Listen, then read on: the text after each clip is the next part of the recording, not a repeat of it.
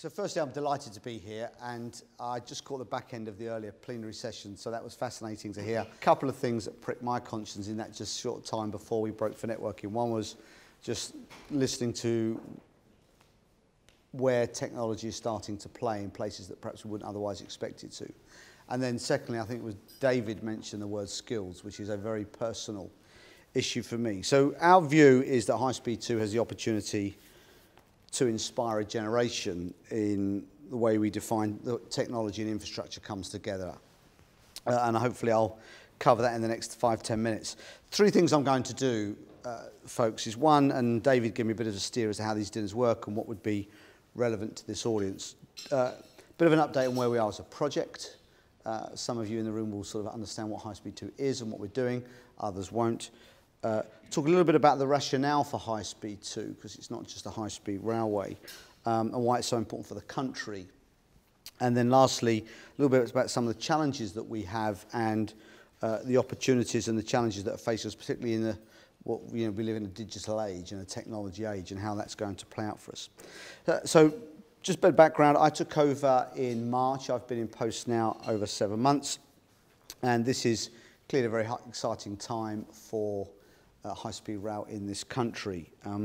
In February of this year, we received royal assent from the government for phase 1, which is the section from London to Birmingham, which means we now effectively have legal permission to start construction. In July of this year, we launched our main work civils contractors for phase 1. That's somewhere around £6.6 billion worth of design and build civil engineering to 4 joint ventures across 7 contracts. We've just deposited this summer the second bill in Parliament for phase 2A, which is the section from Birmingham to Crewe. And we also had the Secretary of State confirm the route for phase 2B, which is effectively the section from what we call the eastern leg from Birmingham up to Sheffield and Leeds, and the section from Crewe to Manchester. Another sort of important milestone for us this year was this week I happened to be with the Secretary of State for Education, Justin Greening. We opened the campus for the Doncaster campus for the National College for High Speed Rail. Government's committed to a number of national colleges, of which High Speed Rail is one. We've got to open the Doncaster one on Monday, and we open the Birmingham one next week. And this will see an intake of level 4 apprentices. We have 25 apprentices join us in High Speed 2 recently.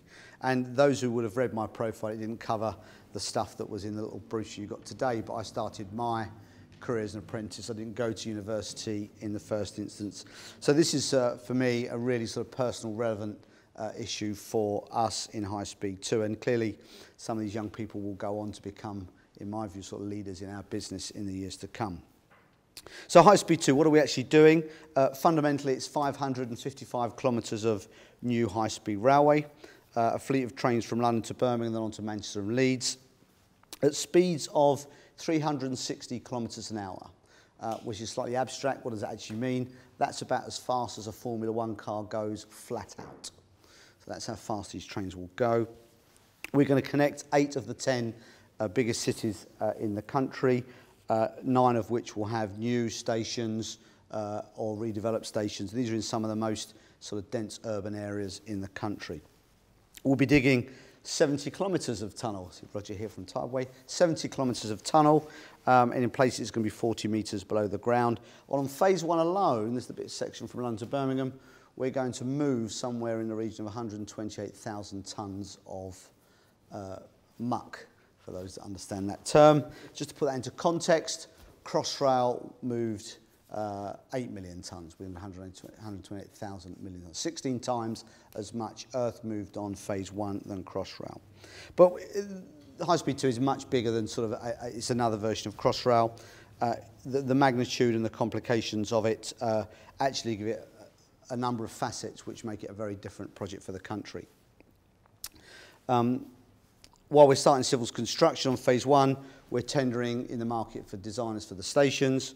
We're in the market for a development partner for developing a master plan for Euston, which is arguably the next biggest urban development site in London. And there are huge expectations around sort of economic value that the investment in the stations on High Speed 2 will bring. We're currently promoting through Parliament our Phase 2A bill. I mentioned that already, and that will support the preferred route. And we're into sort of a parliamentary select committee process, which is very cumbersome, very drawn out.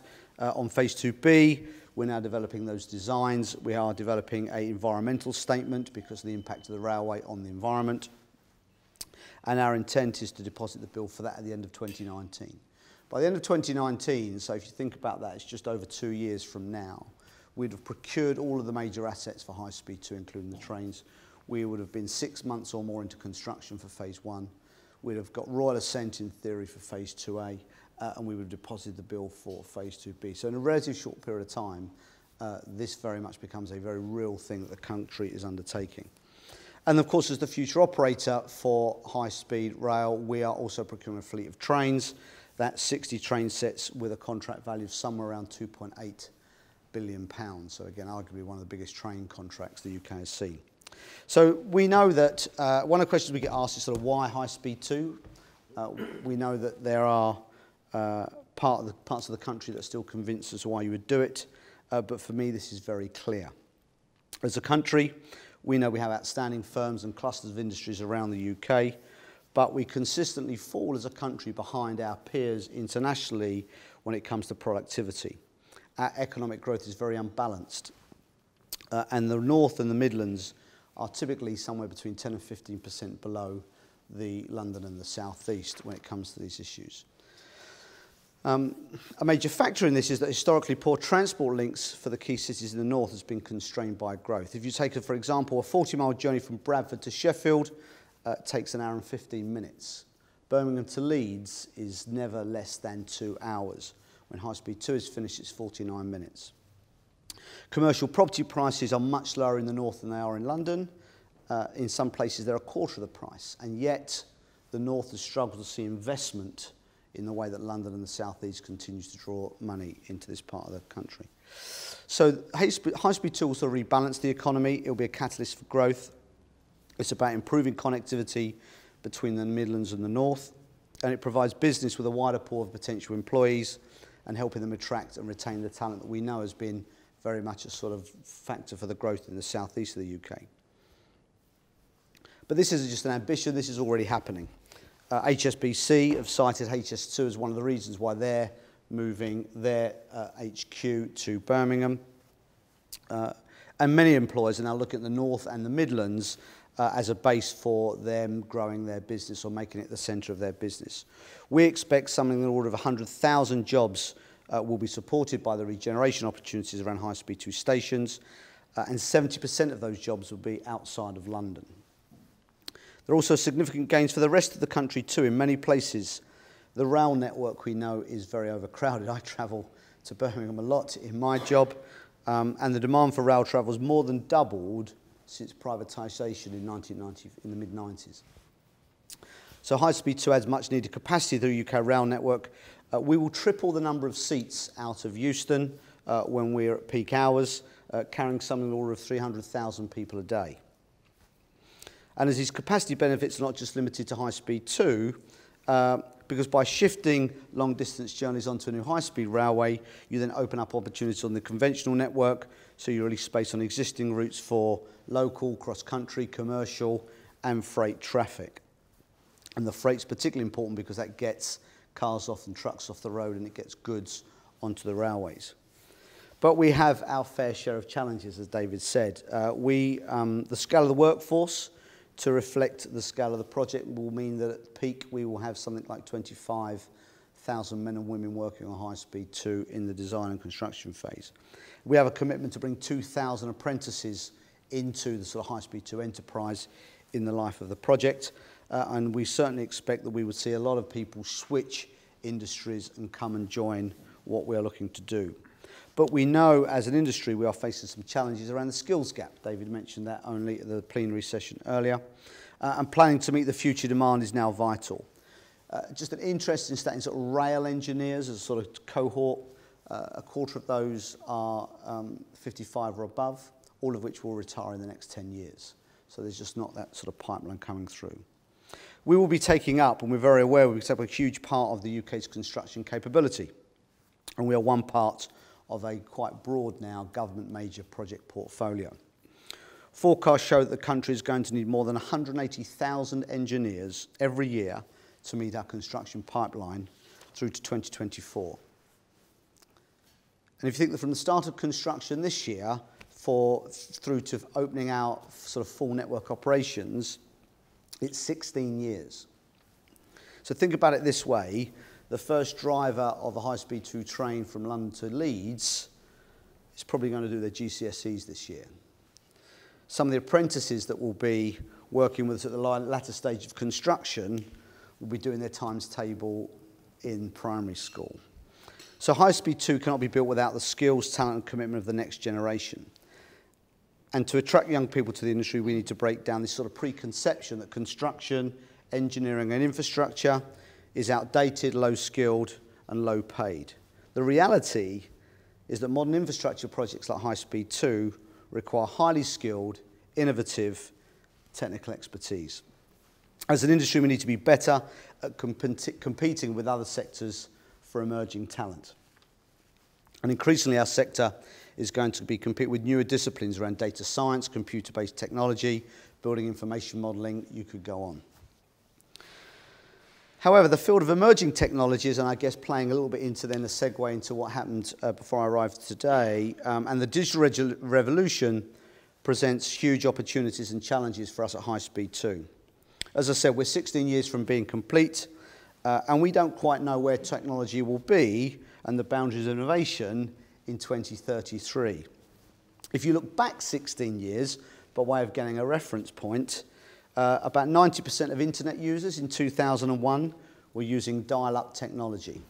Only 40% of the country in 2001 even had the internet. The most popular phone on the market was a Nokia 3310, if you remember one of those. And Professor, exactly, I got a reaction, that one.